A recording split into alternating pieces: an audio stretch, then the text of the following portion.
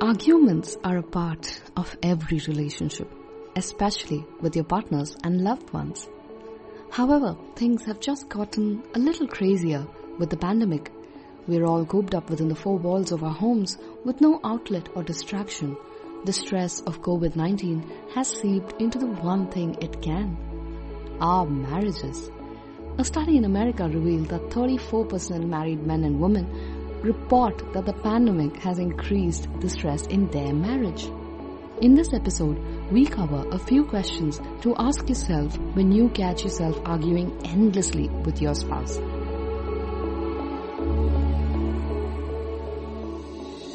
Hello and welcome back to the deep dive series of the Being Miraculous podcast, and I'm your host and self-awareness coach Shweta Shibraman, here to help you ask the right questions. Uncertainty, financial pressures, social isolation, and deprivation from being able to do the things you love during COVID has impacted all of us mentally and added more strain to our most important relationships.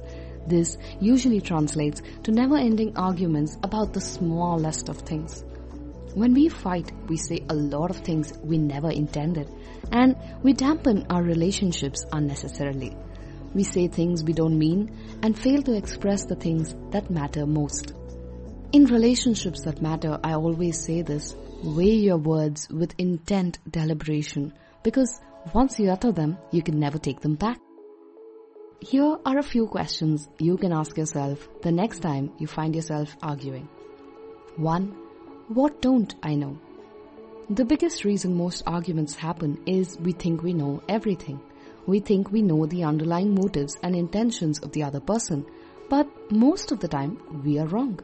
So, asking this is a humbling way to ensure you stop making assumptions and really check in with the other person rather than arguing from your point of view. 2. Where can I take responsibility? Most fights happen because we put the entire blame on the partner and take no share of it.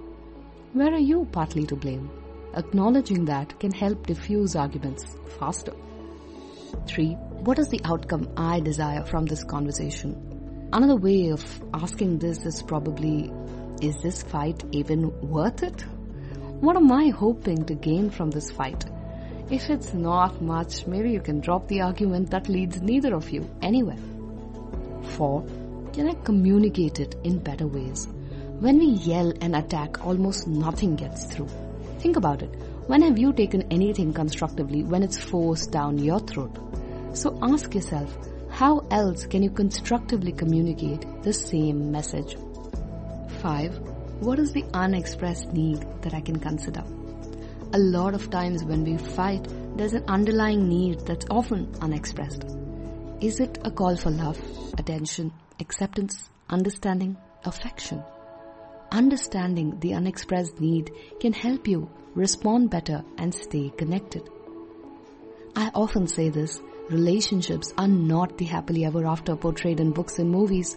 In real life, relationships require continuous effort and commitment from both sides to make it work.